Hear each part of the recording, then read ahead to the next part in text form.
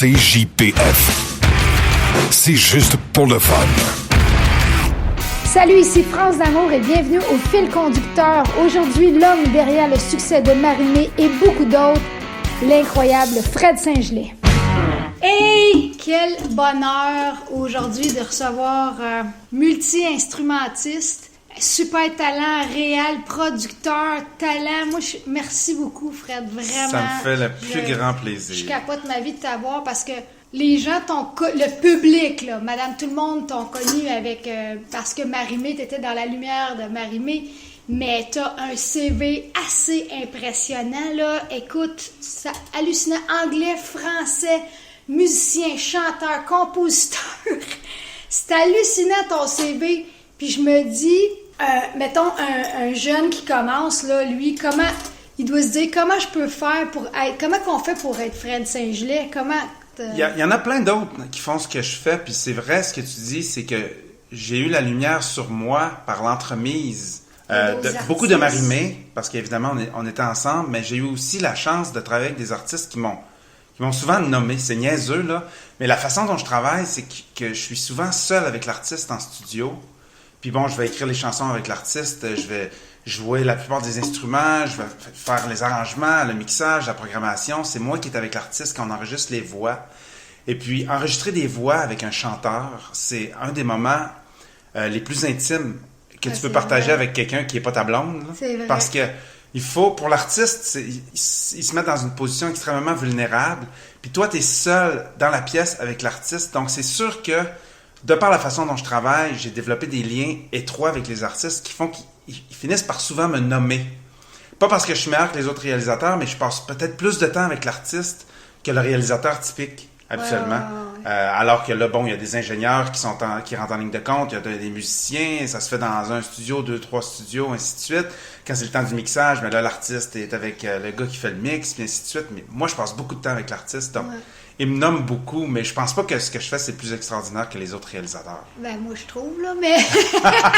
Non, mais c'est parce que t'as un CV, là, tu sais, autant anglais que français, avec ton band aussi, vous avez gagné même, me semble, Félix pour ton band et Patite B. Ouais, ça fait vraiment longtemps, tu sais. Ouais, mais quand même, tu sais, Mais ça, c'est une expérimentation, mais je pense que la grosse affaire dans mon cas, c'est que j'ai jamais voulu être frontman, j'ai jamais voulu être connu, j'ai jamais voulu être vraiment dans un band connu, quoi que ce soit. Moi, je me rappelle quand je prenais des cours de guitare, ça fait longtemps, c'était les années 80, à l'époque où tous les groupes avaient les cheveux super longs, crêpés. Les gars étaient full maquillés, étaient habillés en lycra avec des tu sais. Puis moi, je voyais ça, puis sans jugement, je me disais, ça me tente comme pas de porter ça puis de me maquiller. Mais toi, t'as fait du blues aussi. Ouais, j'ai fait du blues après, mais OK. Dans les années 90. Mais dans les années 80, quand j'ai commencé, je me rappelle avoir demandé à mon prof de guitare, on est-tu obligé de s'habiller comme ça?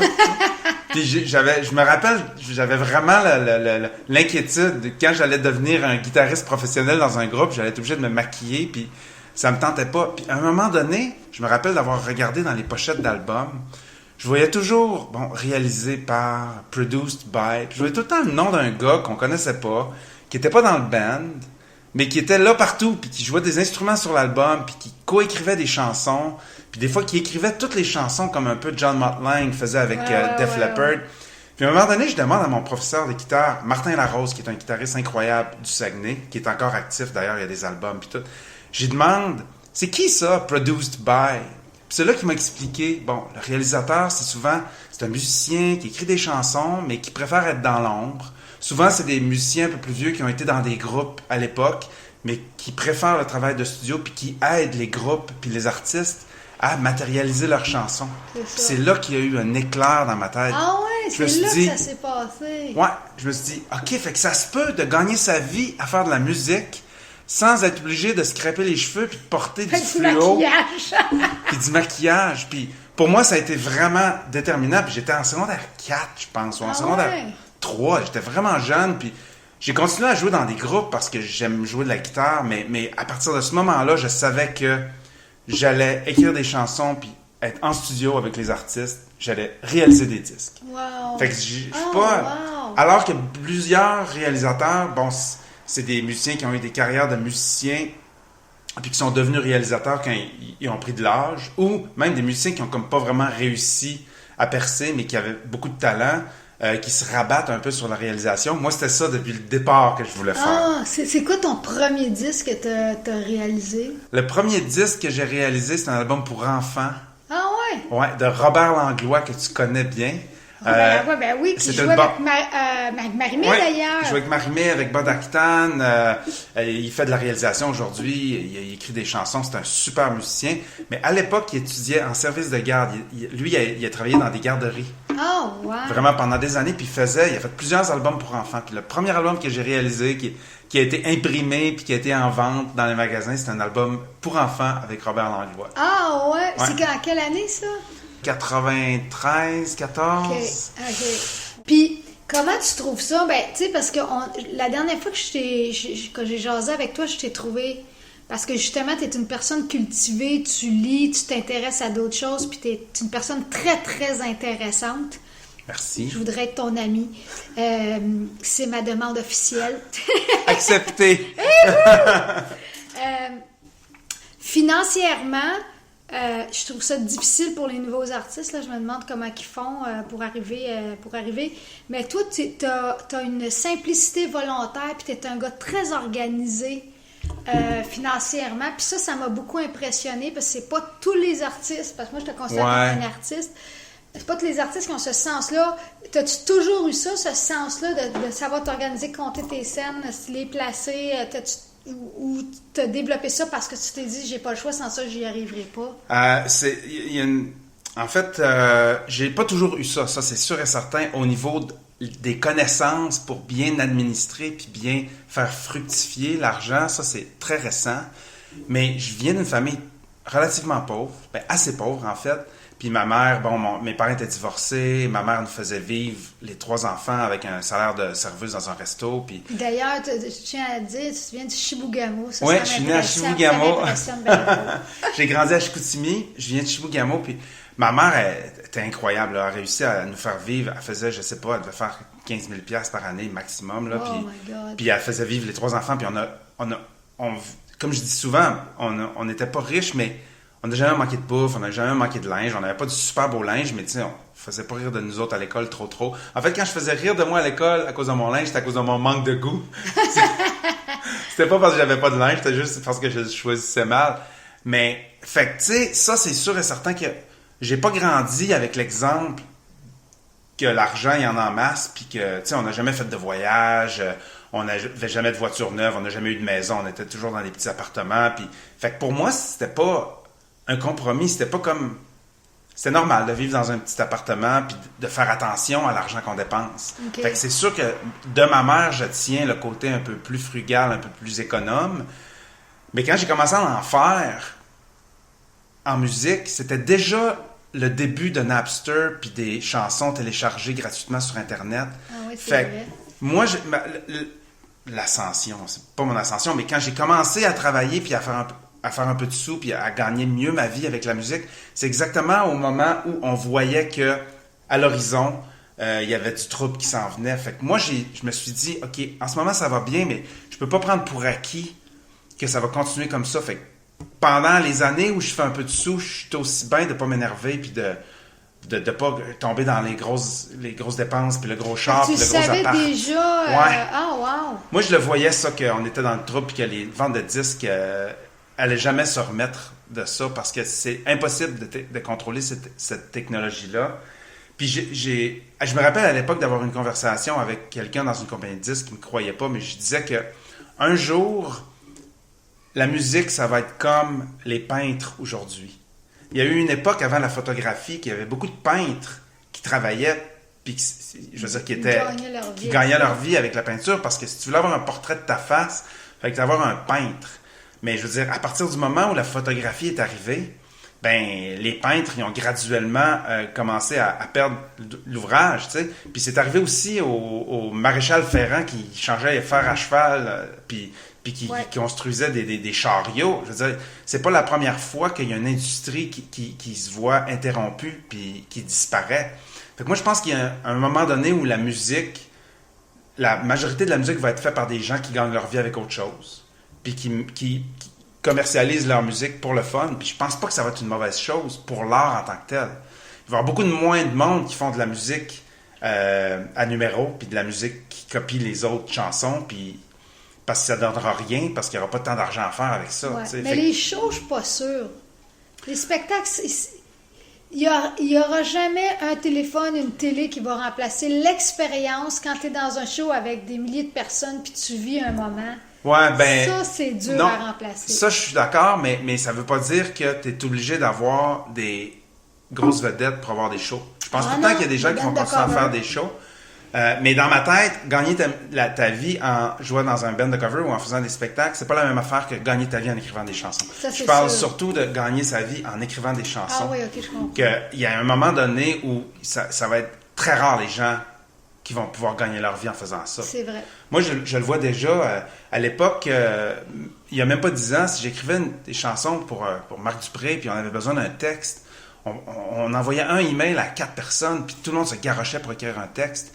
Puis dernièrement, en ce moment, je suis en train de faire le nouvel album de Ludovic, puis Ludovic qui vient de faire un album à succès avec 3 hits numéro 1, puis il a fait 100 quelque chose, puis il est sur tous les plateaux de télé, ça va super bien son affaire. Mais là, on est en train d'écrire son nouvel album, puis il y a pratiquement personne qui a envie de s'asseoir pour écrire un texte. C'est pas parce qu'il trouve pas bon, c'est juste parce que, je veux dire, les chances que tu fasses de l'argent en écrivant un texte pour quelqu'un, il faut premièrement que le texte soit retenu, il faut que la chanson soit retenue pour l'album, puis il faut qu'elle devienne un extrait radio. Exact. Pour que la personne puisse... Fait que maintenant, quand tu appelles quelqu'un pour écrire une tune, ils veulent que tu les payes pour se déplacer. Puis je comprends pourquoi c'est rendu comme ça, mais j'ai jamais vu ça en 20 ans de carrière. Puis maintenant, je me fais dire par des auteurs avec qui j'ai travaillé dans le passé, là, ben si tu peux pas me donner 250, 300, 400 pièces pour ma journée, je peux pas vraiment me permettre de le faire. Wow. Fait que, puis je leur en tiens pas rigueur parce que je comprends qu'à un moment donné, ils n'ont pas le choix de gagner leur vie, mais c'est quand même un signe qu'on se rapproche de plus en plus de la prophétie que... Ouais, de la prophétie de Fred Saint-Gelin! Mais c'est ça, Wow. pour finir finalement ta question, moi je passe souvent par 50 000 chemins.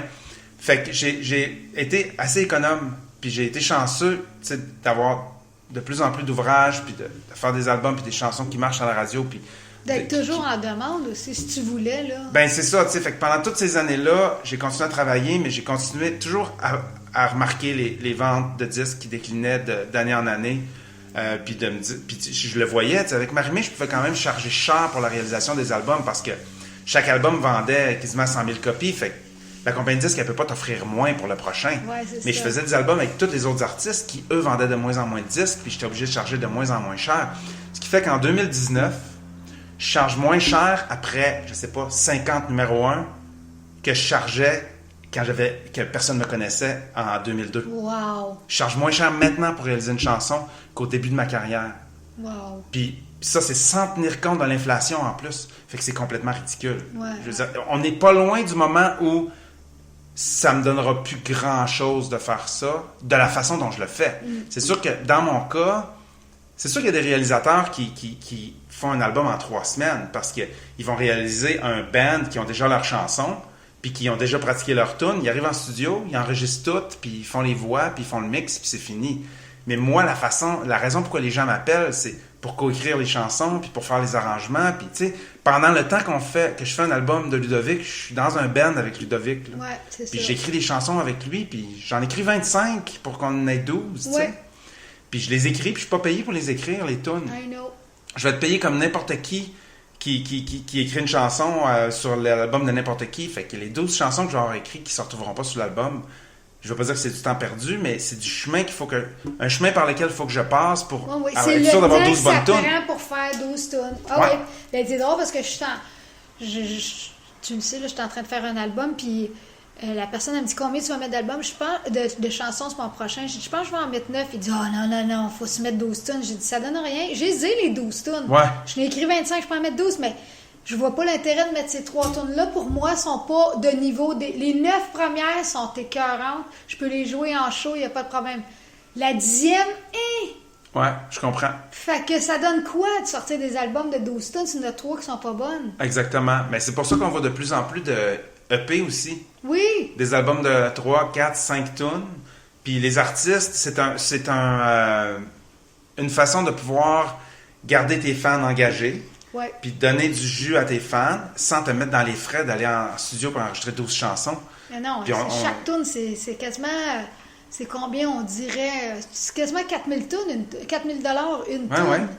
Fait que... Tu sais, maintenant, là, si t'as 4000$ pour réaliser une tune, là, c'est un super beau budget. Ouais, mais là, je calculais, là, pourquoi je disais... Ben, le mixage. Le mixage, le mastering. C'est pour passer de tout, rien là. à la tune. Ouais, Mais moi, j'avais quasiment le trip de ça au début des années 2000. imagine. Tu sais, après le succès d'André Waters puis Gabriel Les Trois Maisons, c'était rendu ça, là. C'était 10 000$ par tune, des fois 12 000$ par tune. Wow. Puis là, c'est impossible, Oublie là. ça. Même Marc Dupré, Éric Lapointe, Marie-Mé, il n'y a plus personne qui donne ces montants-là. Mais non. C'est impossible. Moi, j'aurais plus jamais ces montants-là, ever, tu sais. Fait que je suis contente que pendant que je l'avais, ben, j'ai mis de côté. T'sais. T'es bon garçon. Bon garçon. Puis oui, ça m'impressionne parce que tu fais tes placements, c'est toi-même, t'as tout lu là-dessus, la bourse, fuck la bourse, tu fais tout, t'es monsieur la bourse toi-même. Ouais, Non, ben- c'est pas ça l'idée, c'est que toi, tu sais comment Ben, c'est placer ça. tes argents. Ça, L'affaire, c'est que c'est pas si compliqué que ça. C'est ça qui est le pire. C'est ce que je me suis rendu compte. Puis ça, c'est ce que j'ai fait dans le fond quand je suis parti dans le désert après ma séparation.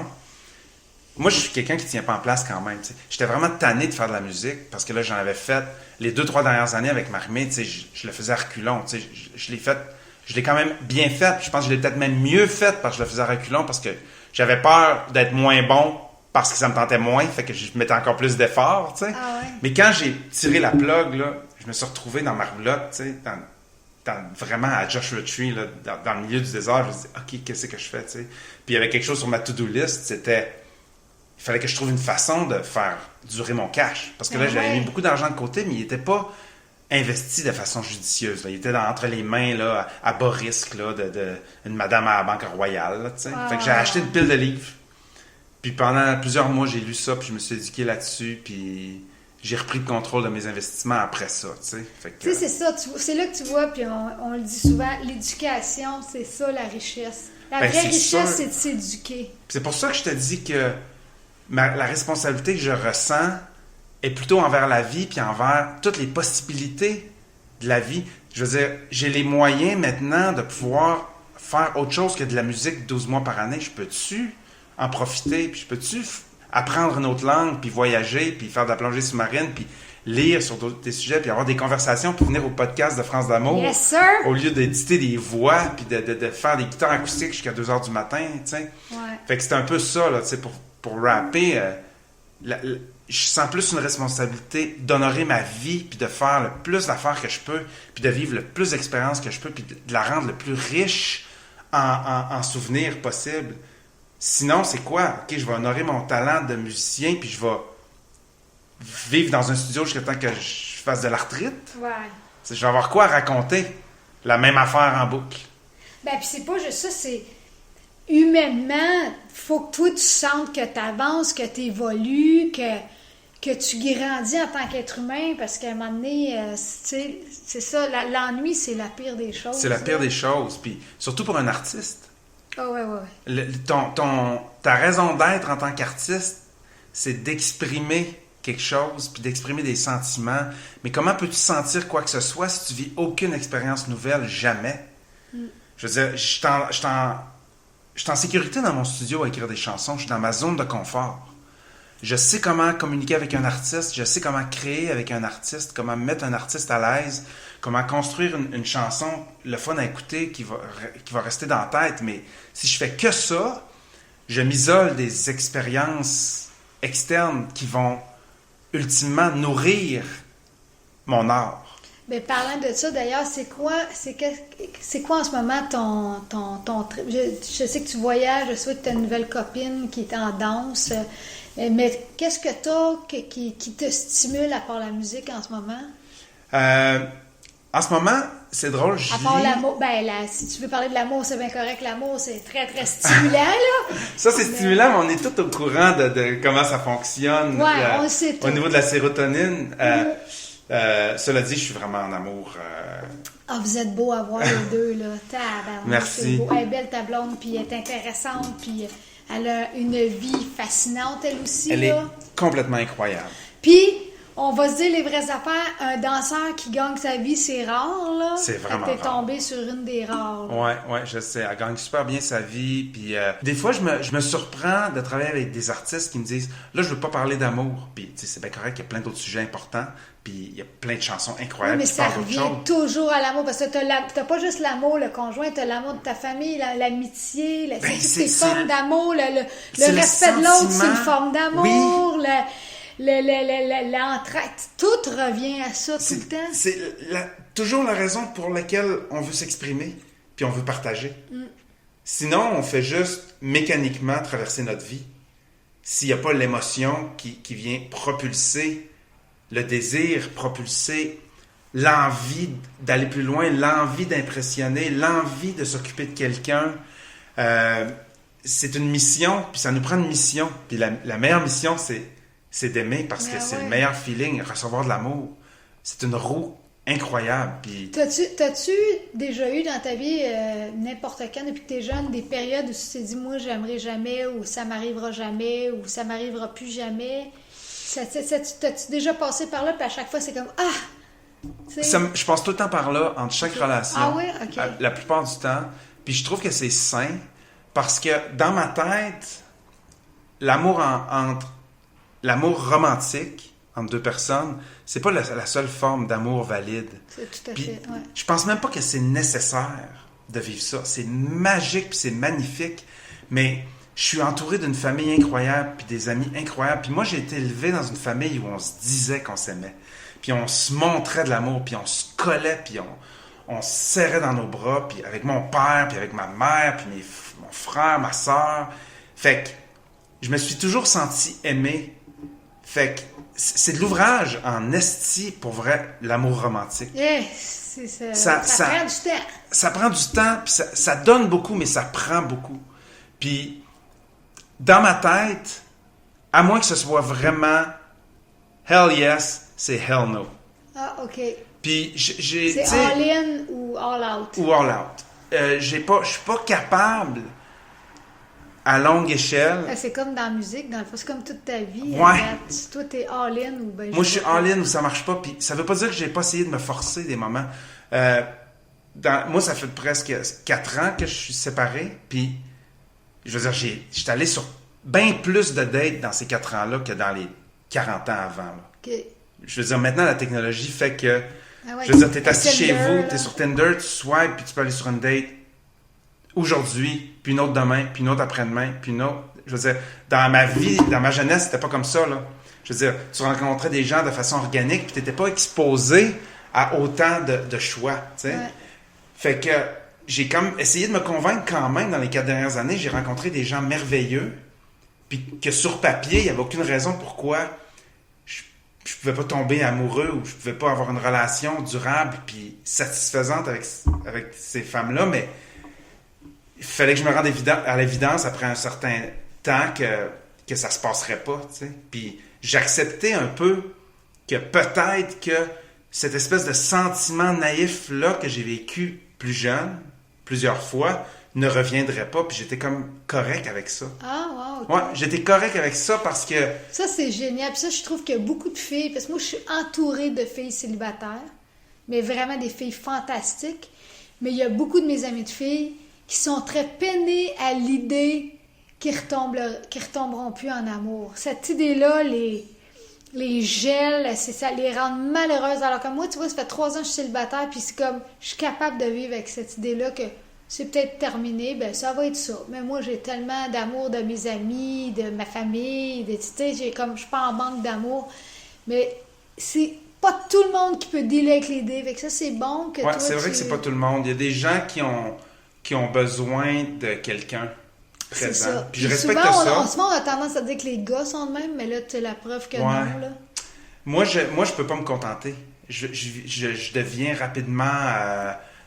je me sens rapidement prisonnier dans une relation qui n'est pas à 100% conforme à ce que j'ai envie de vivre.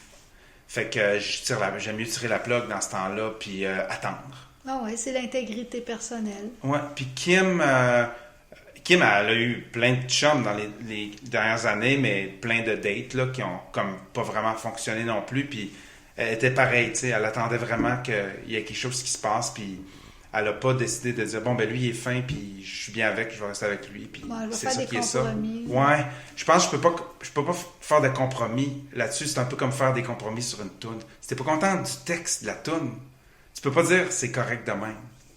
La musique, ça donne rien d'écrire la toune. Mais non. Si t'es pas sûr que t'es allé jusqu'au bout, puis je suis allé jusqu'au bout de plein de chansons de marde, là.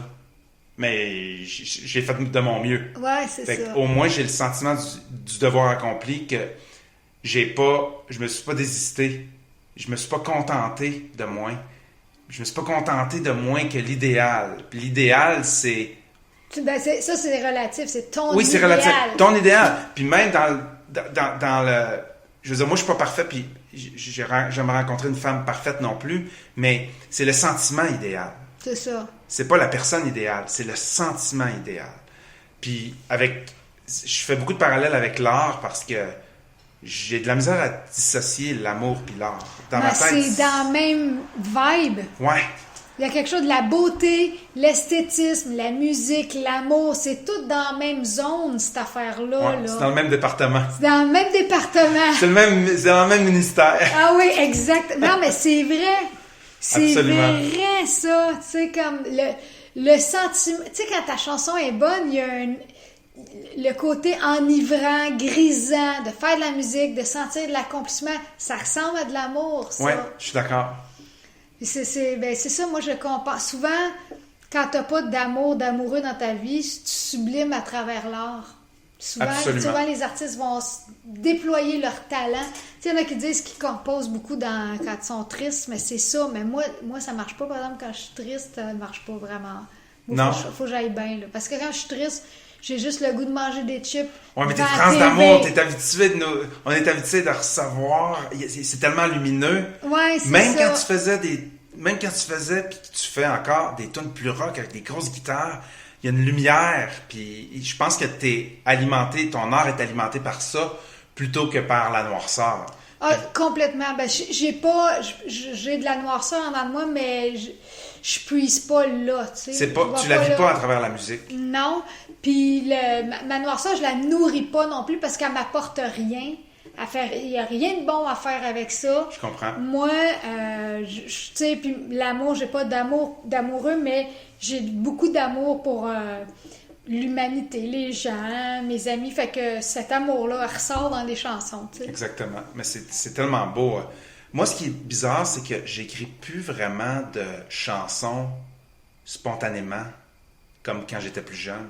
On dirait que progressivement, quand j'ai commencé à écrire pour aider les autres à s'exprimer, c'est comme si le besoin d'écrire pour m'exprimer moi-même, c'est un peu atrophié.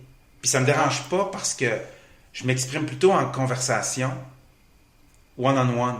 Okay. Puis j'ai pas non plus, avec la réalisation que j'avais pas besoin d'être frontman, puis d'être un chanteur dans un groupe, puis d'être quelqu'un de connu pour faire de la musique, puis pour être heureux. J'ai réalisé ça parce que, justement, j'avais pas besoin de crier haut et fort mes sentiments, comme la plupart des artistes ont. Ouais. Fait que moi, je suis plus efficace quand j'aide les autres à s'exprimer en musique que pour moi. On dirait que j'ai pu... Tu sais, il y a de mes blondes qui me disent « Tu vas-tu écrire une chanson pour moi? » Ben, je le fais des fois parce que si j'écris une chanson d'amour avec Ludovic, c'est sûr que c'est mon expérience qui nourrit ça. Puis il y a une chanson qui s'appelle « Ce jour-là » sur le prochain album de Ludovic, qui est carrément comment je me suis senti la première fois que Kim est entrée chez nous. Oh, ça me donne le goût de l'écouter. Puis c'est super, c'est quasiment une comptine, c'est tellement naïf comme Ben oui, texte. mais l'amour, c'est d'une...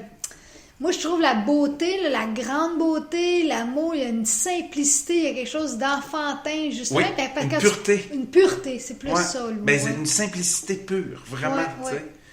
Puis, fait que, oui, je l'écris, mais tu sais, de dire, je vais m'asseoir, je vais écrire une chanson parce que je ressens une émotion, puis je vais l'enregistrer, puis ça m'arrive pas vraiment de façon spontanée, tu sais. Okay. Faut que j'aie une commande.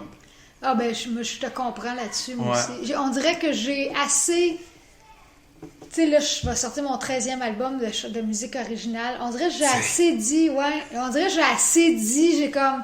Tu sais, comme là, mon père est décédé il y a 3 mois, ben là, fallait que je fasse un speech au salon funéraire. Fait que là, j'étais comme. Fait que là, je me suis levée un matin, puis la toune a sorti d'un pain, là, tu sais, là. Fait que là, j'avais une commande. Puis j'avais Ouais. ma soeur, c'était comme. Mes condoléances en Ah, passant. ben merci. Mais j'ai jamais autant pensé à mon père depuis qu'il est décédé, puis parce que là, je la joue dans les shows, puis là, le monde me la demande. « Hey, mon père est mort, tu veux-tu venir la chanter au salon funéraire? Je peux-tu la faire jouer? » Tu sais, comme...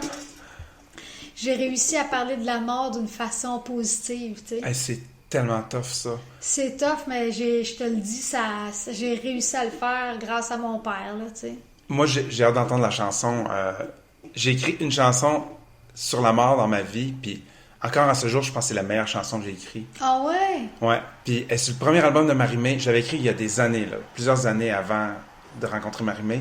Mais je l'avais jamais proposé à personne. Puis Marie-Mé l'a entendu, puis on l'a enregistré pour son premier album. C'est sorti à la radio, mais ça n'a pas fait vraiment un gros hit. Puis je me suis rendu compte, justement, que les gens sont pas confortables Non. avec ce sentiment-là. Puis c'est pas ça qu'ils ont envie d'entendre parler quand ils ouvrent leur radio.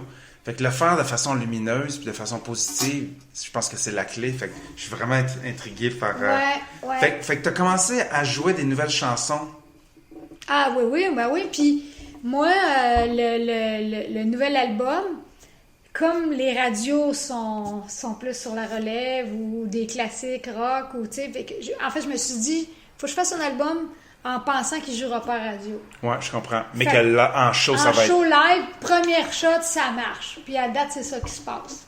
Je fais les tunes, tout de suite, ça marche. Ça a autant de réactions qu'un hit. C'est fou, là. Ouais. Première fois. Ouais. Fait que ça, faut vraiment, il y a une mathématique différente quand Ah, mais tu le fil composes. conducteur, sérieusement, la première fois que tu m'as fait entendre ça, là. Ouais. Je comprends, tu sais, c'est... Mais tu sais, t'es maître dans l'art de faire ça, là. Ben, pas c'est ton parce que premier là, barbecue. ben non, c'est ça, faut que tu saches comment... Faut que je connaisse comment le public réagit en show. Mais après des années... Après Toi, ça 30 faisait ans, déjà 35 des années ans. que tu faisais du live avant même la sortie de ton premier album, là. Ouais. T'étais sur le gros circuit des bars, C'est genre ça. dans les années 80, là, tu sais. Toi, t'as-tu fait ça, la tournée des bars de même? Moi, je l'ai faite en duo puis en chansonnier tout seul. Hein? Ouais. En chansonnier tout seul? Ouais, j'étais chansonnier tout seul. Hostie, j'aimerais tellement retourner dans le temps puis te Puis voir voir avant ça. J'étais vraiment pas super populaire. En fait, j'étais populaire avec un petit pourcentage du crowd parce que Ok. je refusais de jouer toutes les tunes que tout le monde jouait. Le vieux dans le bas du fleuve, puis Protest Song de Richard Seguin. Toutes des bonnes tunes, mais que tout le monde jouait tout le temps. Puis j'étais tanné. Puis moi, je jouais les tunes que j'avais envie d'entendre. Puis je jouais du Bon Jovi, puis je jouais des affaires pas de bon sens que tout le monde s'en Ça, la guitare? crissait. Non, j'avais des séquences. Ah, ok. Fait que j'avais un séquenceur, fait que j'avais du drum, puis de la bass, puis tout, puis je jouais de la guitare, puis je chantais. Fait que je jouais toutes ces tunes-là. Fait que j'avais tout le temps mon crowd dans chaque ville. C'était pas le même... Tu sais, les boss des bars, ils m'engageaient parce que j'étais différent des autres. Ils savaient que j'allais pas remplir leur bar de Soulon qui veulent entendre Wow. tu sais, les chansons québécoises de party. Mais qu'ils disaient, quand tu viens, c'est un autre crowd qui vient dans le bar. Ah, ouais. Fait qu'il dit, ça fait découvrir mon bar à d'autres mondes, tu sais. Fait que, mais j'attirais pas les foules, là, vraiment pas. Premièrement, je suis pas un extraordinaire chanteur, mais j'étais cave, par exemple, entre les tunes. J'interagissais beaucoup avec le monde, puis je disais des niaiseries en masse, fait que ça passait. Je buvais aucun alcool à l'époque en plus. 0, 0, 0, 0. Fait que j'étais super sobre, j'étais capable de chanter jusqu'à 3 heures du matin, tu sais. Wow. Mais, fait que j'ai commencé comme ça, puis c'est drôle parce que quand je vois des chansonniers maintenant dans les bars, ils font jouer des... Tu sais, ils ont tout le temps la musique sur leur ordi, dans le fond, le drum, la bass, des violons, puis eux, ils font la guitare, puis ils chantent. Mais ils trouvent les versions instrumentales sur Internet. Oh! Moi, à l'époque, ça n'existait pas, Internet. Non. Fait que si j'avais envie de jouer Ça November s'appelle pas Rain... du karaoké, ça? Non, parce qu'ils jouent de la guitare. Mais c'est Ok. pas loin du karaoké, mais en même temps, c'est la même affaire qu'on connaissait à notre époque dans les bars de chansonniers, Ouais. avec les séquenceurs, tu sais. C'est vrai. Sauf qu'à l'époque, il fallait qu'on construise nous-mêmes nos Ben propres oui. séquences, puis je pense que c'est ça qui m'a appris mon métier. Ah! Parce que, pour mettre les gens en contexte, si je décidais de jouer Summer of 69 de Bryan Adams dans les bars. J'étais tout seul avec ma guitare. Fait qu'il fallait que je rejoue dans le clavier la partition de batterie, la partition de basse, la partition de clavier. Faites ça parce que tu tapes ça à la table. Ah ouais, t'as l'impression excuse-moi. que l'enregistrement va tenir Fait que de même. ça m'a appris comment les arrangements étaient construits. Ah! Comment ça marchait du drum, puis l'interaction avec la bass, puis le piano, puis je veux dire, je comprenais comment faire une part de guitare, puis les voix, mais tout le reste, puis les claviers, puis les arrangements de violon, puis comment jouer du piano, puis comment s'enchevêtraient les différentes parties dans un arrangement. J'ai appris ça à force de reprogrammer toutes les hits des années 80-90. Ça explique Ouais. bien des choses, ça. C'en est une école, ça. Exactement. Moi, je me rappelle quand j'étais avec Steve Hill, il disait les livres, c'est mon école, tu sais, c'est les livres, non, mes livres, c'est la musique que j'écoute, que je décortique. Tu sais, c'est là-dedans que j'apprends mon métier. Tu sais. Exactement. Puis il l'a appris comme du monde. Il a appris comme faut. Puis là, c'est quoi tes ambitions? Tu sais, quand tantôt tu disais, là, moi, les téléphones, si c'est ça, je veux plus rien savoir. Ben, C'est- je t'es dis pas où? que je veux plus rien savoir, mais je commence à sentir l'irritation de l'omniprésence. Ah, c'est sûr. Puis je suis moi-même bien trop sur mon téléphone. Puis je l'avoue, là, mais je commence j'aime pas ça, me promener dans la rue puis de voir tout le monde dans leur téléphone. Fait que, tu sais, c'est sûr que je vais être un vieux, là, chialeux, qui chiale après la vie moderne. C'est sûr que je m'enligne direct là, puis je l'assume à 100%. Il y a un moment pour être in, puis un moment pour décider que tu as assez couru après ta queue, puis tu as assez dépensé de temps à rester au courant, puis à rester à la page de tout ça. Pas obligé. Tu sais, Mais t'es pas peut-être obligé. qu'être in, c'est pas vouloir être in. Ben, c'est ça, mais c'est parce que Tu sais, vouloir être in à tout prix, je trouve pas ça in. je suis d'accord avec toi, tu sais, mais si on regarde ma trajectoire de réalisateur de musique pop, tu peux pas vraiment te déconnecter de la culture populaire puis espérer écrire des chansons populaires que les gens qui aiment la culture populaire puis qui pataugent dans la culture populaire vont pouvoir écouter, apprécier puis s'identifier à. Ah, ok, ouais, je comprends ce que tu C'est-à-dire veux dire. que si je fais un album avec un bluesman, on s'en fout que je sois sur Instagram puis que je connaisse le langage de Twitter puis tout ça. Mais si je fais un album avec Ludovic Bourgeois, qui, non seulement lui patauge là-dedans par sa génération, mais tous ses fans sont connectés là-dessus, il faut que je comprenne les fans de Ludovic. Il faut que je comprenne comment Ludovic doit s'adresser à son public. Oh, oui. Ça va pas changer la chanson en tant que telle, c'est-à-dire que je vais trouver des belles mélodies puis je vais essayer de trouver des paroles touchantes, mais il faut que je comprenne c'est quoi, comment les jeunes se parlent si je veux parler aux jeunes. Ouais. Si je veux aider quelqu'un à parler aux jeunes. Fait que, veux pas, quand tu es réalisateur de la musique populaire, il faut que tu sois en contact avec la culture populaire, puis je trouve ça de plus en plus difficile d'être motivé à le faire. Fait que je le fais pareil, mais tu sais, je le fais juste avec Ludovic. Quand j'ai fait son premier album, avant même de le rencontrer, j'ai été pendant 2-3 semaines enfermé dans mon studio à écouter de la musique, puis à voir, on est rendu où, là? Qu'est-ce qui se passe sur iTunes? Qu'est-ce qui se passe sur les palmarès? Qu'est-ce qui a joué à radio, puis dans les films d'ados, puis partout, tu sais, pendant que moi j'étais dans le désert à lire sur les finances, sur l'investissement boursier, tu sais. Fait que, puis c'est un exercice qui est vraiment intéressant. Ah oui, c'est ça. Mais c'est sûr que je ne vais pas être Fred Saint-Gelais, 60 ans, à écrire des chansons pour les artistes la pop. Je jeunesse. veux dire, probablement que les artistes pop vont même pas m'appeler pour que je leur écrive des chansons de toute façon. Mais je sens déjà que ça amorce une transition vers autre chose, tu sais. Ok. Puis je le fais avec Ludovic, mais Ludovic a une vieille âme, tu sais. Il écoute... Il est mature. Ouais, vraiment. il est mature, puis tu sais, il écoute de la musique des années 80, puis tu sais, c'est quasiment moi qu'il faut qu'il pousse pour introduire des sonorités un peu plus modernes, parce que sinon, lui, il serait bien content de faire des grosses tunes avec de la grosse guitare acoustique, puis de Mais la grosse guitare électrique. en même temps, je trouve que beaucoup de musique de jeunes, on dirait que c'est de la musique des années 70-80. Il y a, tu sais, À un c'est moment donné, sûr. à un moment donné, là, guitare, bass, drum, Ça s'épuise pas, on dirait. ça s'épuise pas, puis c'est ça qui est ça, tu sais. Exactement. Puis, Mais c'est souvent subtil. Quand je parle de sonorité moderne, je parle pas nécessairement de mettre des grosses synthés puis tout le kit. Mais c'est des fois, c'est le traitement de la voix. Il y a des époques où là, il y a beaucoup de reverb, il y a des époques où la voix est vraiment in your face. Ouais. Il y a des époques où il y a très peu d'harmonie vocale, puis à un moment donné, il y a un band qui sort, puis qu'ils remettent les harmonies vocales à la mode, puis tout le kit. Puis c'est niaiseux parce que en ne suivant pas ces courants-là, tu te mets des bâtons dans les roues pour une mauvaise raison. C'est-à-dire que je comprends absolument pourquoi tu voudrais ne pas faire de compromis sur la chanson elle-même. C'est-à-dire de quoi ça parle, ta façon de la chanter, la mélodie que tu choisis, les accords que tu choisis. Mais maintenant, là, tu sais, si tu décides que toi, tu tripes sur Bryan Adams, son album de 1986, puis tu veux que ça sonne de même ta tune parce que toi, t'aimes ça, c'est sûr que les radios, ils vont te dire, on joue pas ça, ça sonne comme les années 80, puis ça correspond pas avec notre son. Fait que dans le fond, il y a personne qui va entendre ta super tune, juste parce que t'as fait ta... il a fait des tunes, puis c'est du Bryan Adams.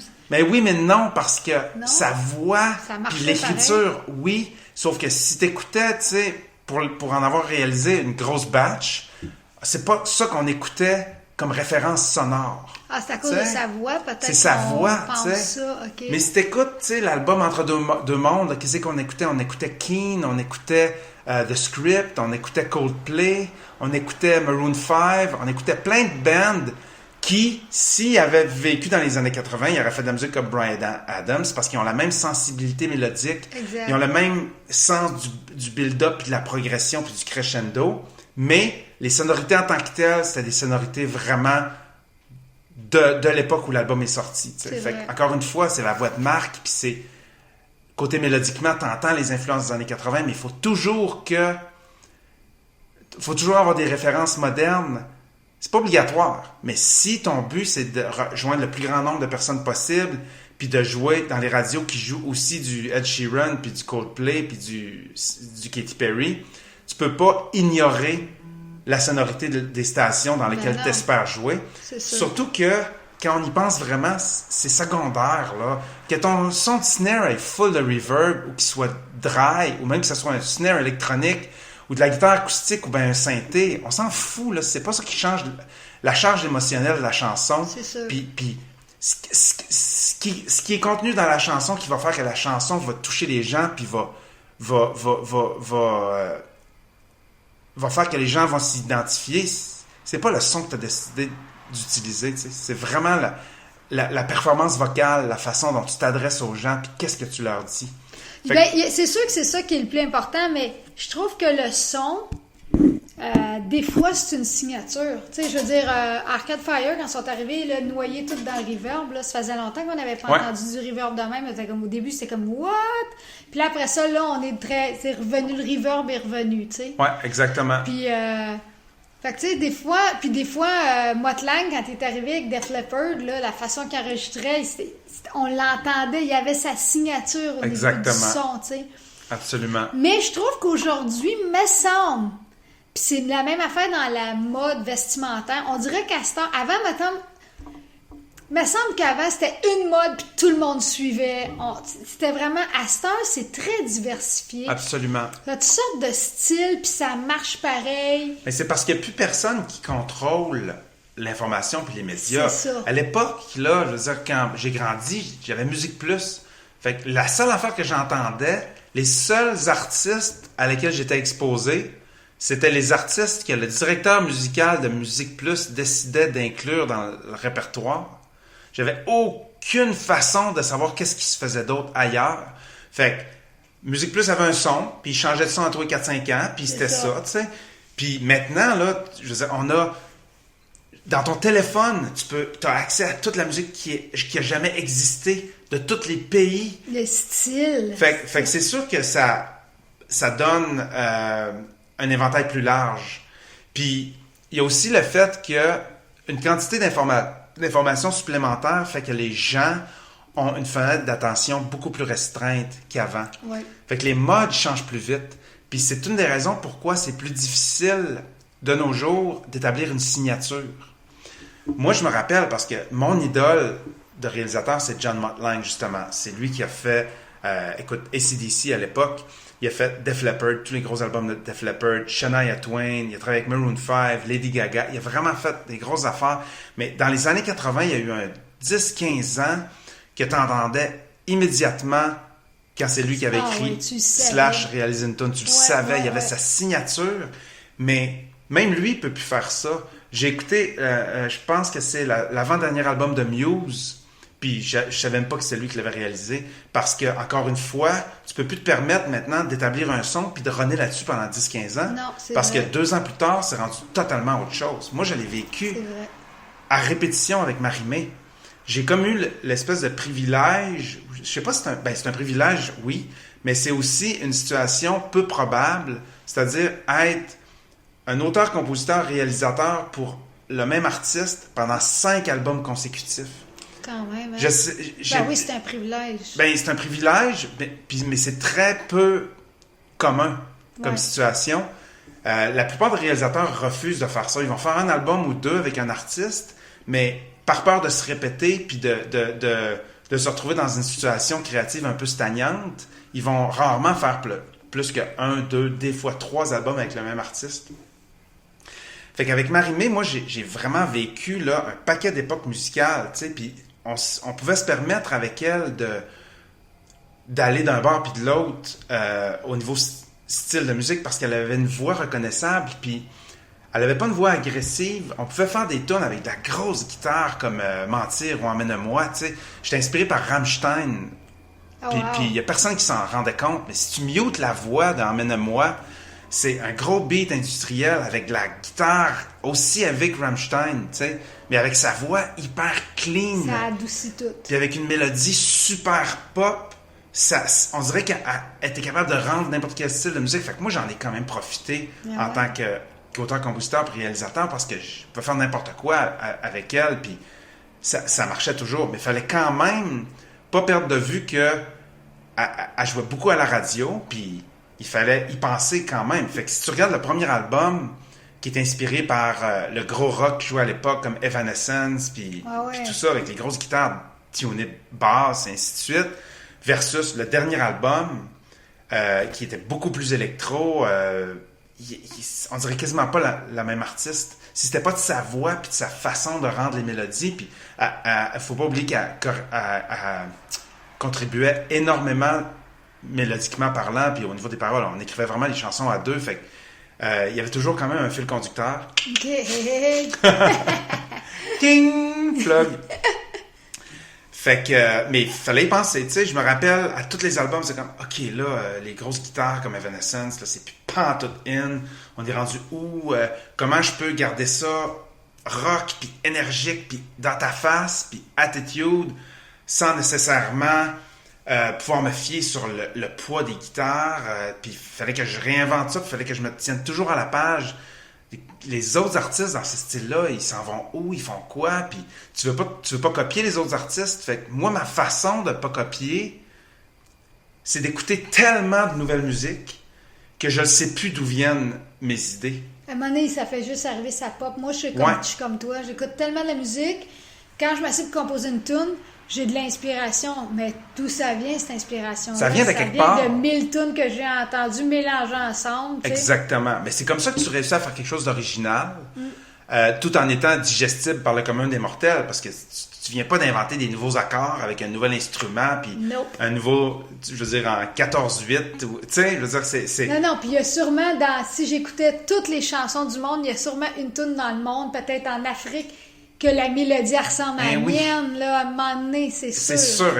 Je veux dire, on est limité dans le nombre de notes puis dans le nombre de minutes qu'une chanson dure. Fait que c'est sûr qu'on se répète puis on copie des personnes qu'on n'a jamais entendues sans le faire exprès. C'est les paroles qui nous sauvent, moi, je trouve, au Québec. Les paroles, puis le son aussi de ta voix. Puis, je veux dire, il y a un paquet de facteurs qui peuvent nous aider à différencier parce que c'est sûr que là, plus ça va, plus il y a de chansons qui ont été faites avec les mêmes notes. Oui, puis les options diminuent. J'arrête pas d'entendre, il y a de plus en plus de poursuites, de copies de chansons, mais ils sont pas chanceux, parce que ça peut être sûrement qu'il y en a qui ont déjà copié, mais il y en a sûrement qui se font accuser, puis c'est un hasard. Oui, absolument. Puis c'est drôle parce que j'ai reçu un courriel ce matin du président de la compagnie de disques de Ludovic, qui soulevait qu'il y a un bout de mélodie d'une nouvelle chanson de Ludovic qui ressemblait un peu à une mélodie je me rappelle pas quoi, mais il m'a envoyé un lien YouTube, puis je connaissais la tune là, c'est une tune que mes parents écoutaient, là, je pense que c'est une tune de Chicago, je me rappelle pas du titre, mais c'est une tune de mon enfance, là, puis il y a comme un bout de mélodie, mais ça commence pas à la même place, puis, mais tu sais, si tu t'alignes, tu dis, ouais, c'est vrai, ça ressemble un peu, là, tu sais, mais à un moment donné, ça s'arrête où? Comment on peut savoir? Ben, c'est ça, là. Là, ça donne que lui, il a entendu la tune, puis ça y a fait penser à cette tune-là parce que peut-être qu'il l'aimait, ou peut-être qu'il l'a entendu il y a pas longtemps, ou peut-être qu'il y a une mémoire incroyable, ou je sais pas quoi. Puis on a tous décidé que ça donnait rien de le changer parce que de toute façon, ça se peut très bien qu'on ait 1 million d'autres mélodies dans le reste de l'album qui soient aussi proches, sinon plus proches d'une autre mélodie, puis on s'en est juste pas rendu compte. C'est sûr. Puis au Québec, je veux dire, il y a tellement pas beaucoup d'argent à faire avec des droits d'auteur d'une toune. Je veux dire, si la toune a devenu un numéro 1, là, sur l'espace de 5 ans, ça peut peut-être générer 10-12 000 piastres de droits d'auteur. Au pire des pires, là, si Chicago chiale dans 10 ans qu'on a copié leur toune, je vais leur faire un chèque pour ma partie, là, puis je vais appeler Ludo, là, envoyer-leur 3 000 piastres, je vais leur envoyer 3 000 piastres, puis Nelson Mainville va envoyer 3 000 piastres, puis ça va être ça la vie, là. Ouais, c'est ça. Puis les prochaines royautés de ce tune-là s'en iront directement à eux. C'est ça. À un moment donné, tu sais. Non, c'est ça, ça se peut pas, là. Ça se peut pas avec tout. C'est impossible. Mathématiquement, c'est sûr qu'on se recroise. Exactement. Je me croise moi-même. Ouais, Des vous fois, aussi. tu sais, je me copie plus moi-même, je pense, que je copie n'importe qui d'autre. Ben oui, parce sans qu'à un faire moment donné, exprès. on a nos goûts, là. Ben oui, il y a des c'est affaires sûr. Ben moi, là, tu sais, comme là, mon dernier album, je joue des tunes, puis là, mon band, il fait « Ah, c'est-tu que ça sonne France d'amour? » Ben oui, mais qu'est-ce que tu veux? C'est ça que j'aime. Je suis France d'amour. Ça donne bien, c'est moi. Exactement. Calé. Au moins, tu te fais pas dire que tu sonnes comme Sonne Marjo. ouais, non, oui, mais thank you. Mais tu sais, je pense qu'il faut qu'on arrête de capoter avec ça, puis... mais c'est inquiétant en ce moment, comme tu dis, là, il y a Stairway to Heaven là, qui est en train de révéler que c'est une copie d'un autre tune. Je pense que c'est un change d'accords tellement naturel. Ouais. Tu sais, n'importe qui. Moi, tu sais, comme les accords, les 3 premiers accords d'harmonium de musicien parmi tant d'autres. Ouais. C'est sûr que ça a tellement marqué cette chanson-là. Je l'ai dit un jour à Serge Fiori. J'ai dit, tu sais qu'on peut plus jouer ces 3 astis d'accords-là. Parce que ça a tellement été une grosse chanson. Dans 300 ans, vas-tu pouvoir les récupérer, ces 3 albums? Exactement. Et lui, tu sais qu'est-ce qu'il m'a répondu? Non. Ben, il dit, si c'était vrai le change au début, il dit, ça sonne toi, tu sais. Il connaissait le change code. Moi, je trouve pas que c'est aussi marquant qu'un musicien parmi tant d'autres, il exagère, là. Mais... Ben, c'est juste parce que c'est moins vieux. Ça fait moins d'années qu'on l'entend, tu sais, mais... C'est pas un hit comme un musicien parmi tant d'autres, mais tu sais, en voulant dire, ben oui, mais... Il y a plein de tunes qui ont des change chords, des changements d'accords que, fuck, ça sonne comme... Exactement. Mais t'sais. Stairway to Heaven... C'est comme... C'est sûr qu'il doit y avoir plein de chansons avec ce change-là. Ouais. Mais moi, je pense que, tu sais, quand on parle de plagiat musical, c'est une question de jugement. Tu sais, dernièrement, il y a une chanson de Katy Perry, Dark Horse. C'est ça, elle s'est fait poursuivre. Ouais. Là. Puis quand tu écoutes la chanson, tu te dis, ouais, le riff de synthé, puis le groove, puis le tempo, puis la tonalité, c'est la même affaire. Mettons que c'est un hasard, mais après ça, tu réécoutes les deux, puis un rapper dans l'intro de la tune qui freestyle, « Come on, Katy Perry », blablabla, qui dit ça. Mais il dit la même phrase, genre « This is how it is ». Il dit quelque chose du genre que ça disait aussi dans la tune originale. Je veux dire, qu'il y ait autant d'éléments spécifiques, c'est impossible que ce soit un addon. Tu sais, je pense que c'est plus croyable qu'une mélodie complète soit copiée sans faire exprès que 3-4 éléments qui sont quasiment pareils, mais qui viennent de la même tune. Ouais, mais en même temps, quand tu y penses, mettons, la personne qui copie, ben, il est con. Il est con parce que s'il copie, c'est sûr qu'il y a quelqu'un qui va s'en apercevoir, là. C'est bien niaiseux de copier la musique. C'est comme, ça voyage tellement, surtout à des niveaux comme Katy Perry. Ouais, mais c'est à cause que ce qui se passe d'habitude, là, c'est qu'il y a des règlements hors cours. Fait que moi, je le sais que le mode d'opération de Dr. Luke, qui a fait des hits pour Katy Perry, puis tu le quittes. Lui, c'est un... Il fait beaucoup de plagiat, tu sais. Puis, puis je veux dire, il y a des vidéos YouTube complets là, sur la librairie de plagiat qu'il a faite, mais... C'est le Gad Elmaleh de la musique. Là. Ouais, tu sais. Fait que lui, il a fait des gros hits, puis il a beaucoup d'argent, puis quand quelqu'un qui lève un drapeau, il fait des arrangements hors cours. Fait qu'il y a beaucoup d'affaires qu'on n'entend pas parler. Fait qu'il s'inspire de façon délibérée de tunes qui n'ont pas pogné. Puis lui, il fait souvent des tunes plus catchy que la tune qui n'a pas pogné, mais il va dire, ça c'est un bon riff, mais ils n'ont comme pas écrit une bonne tune avec leur riff. Moi, je vais prendre leur riff, mais je vais écrire une meilleure chanson. Puis il est talentueux, fait qu'il réussit la plupart du temps à écrire une bien meilleure chanson que la chanson qu'il a copiée. Wow. Mais quand tu écris 4-5 tunes par semaine, là, aux États-Unis, c'est pas comme ici. T'sais. Quand tu pognes une talle, là, puis tu fais une coupe de numéro 1 back-to-back, là, le téléphone sonne, puis le monde t'offre des 500 000 pour réaliser une tune, là, c'est vraiment dur de dire non. Fait. Puis l'affaire, c'est que tu restes pas longtemps à ce niveau-là, parce qu'ils te pressent le citron. Fait que tu as souvent un 2-3 ans back-to-back que tu travailles en fou de cave, puis que tu fais 2-3 tunes par semaine. À un moment donné, tu manques d'idées, tu sais. Fait que ces gars-là, c'est ça qu'ils font. Ils parcourent iTunes, genre Suède, là, puis ils vont copier une tune qui n'a pas vraiment pogné d'un artiste en Suède parce que le riff est bon, le groove est bon, le beat est bon. Fait qu'ils vont s'inspirer vraiment de ce beat-là, puis ils vont écrire une meilleure tune. Ils se servent de ça quasiment comme une librairie de loop, là. Des boucles de drum, mais là, ils prennent des riffs complets, ils changent 2-3 petites affaires, ils se croisent les doigts, mais ils vont souvent piquer ça à des artistes qui sont pas connus. Fait que si l'artiste se plaint, tu sais, ou il envoie une mise en demeure, OK, regarde, je vais te donner 500 000, ou je vais te donner 100 000, je vais te donner 10 000, puis 10% des royautés futures. Fait que tu sais, quand t'es un artiste pas connu, puis on t'offre un chèque de 50 000, tu fermes ta gueule, versus vraiment aller en cours puis payer pour des frais d'avocat alors que tu n'es vraiment pas sûr que tu vas gagner, l'écrasante majorité des gens vont accepter le règlement hors cours. C'est pour ça qu'on n'entend pas tant que ça parler, mais il y a beaucoup de plagiat qui est reconnu puis qui est réglé hors cours.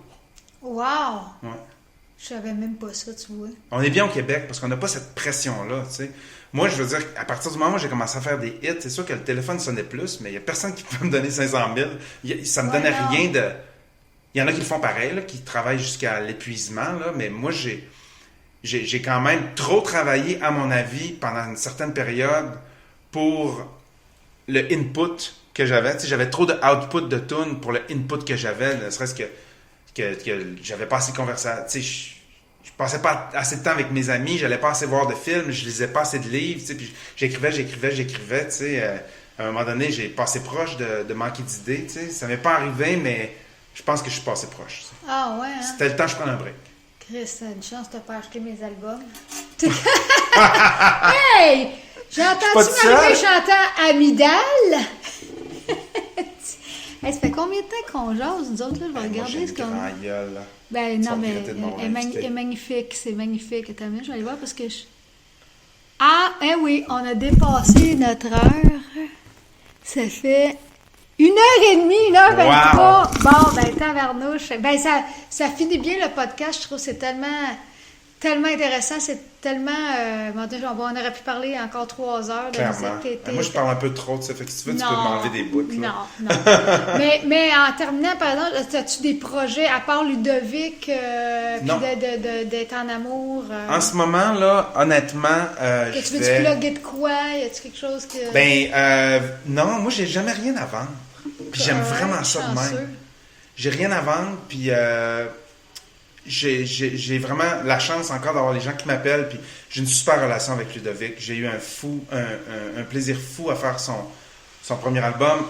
Le deuxième album, on a fait quasiment toutes les tunes dans le désert ensemble en Californie. Fait que je me paye des trips dans ce genre-là, tu sais. Okay. Fait que quand je finis ça à l'automne, 15 novembre. Je retourne en Colombie-Britannique, je vais terminer je suis en train de faire une mini-maison. Ah oui? Ouais, sur une île en Colombie-Britannique. Elle est quasiment terminée. Fait que je vais terminer ça là, puis je vais passer le reste de l'hiver avec ma blonde en Californie. Oh, en Californie? Ouais, elle habite là. Fait que, tu sais, on passe l'été ici, mais le deal, c'est qu'on allait passer l'hiver en Californie. Je ne me suis pas plaint très longtemps. Non, hein?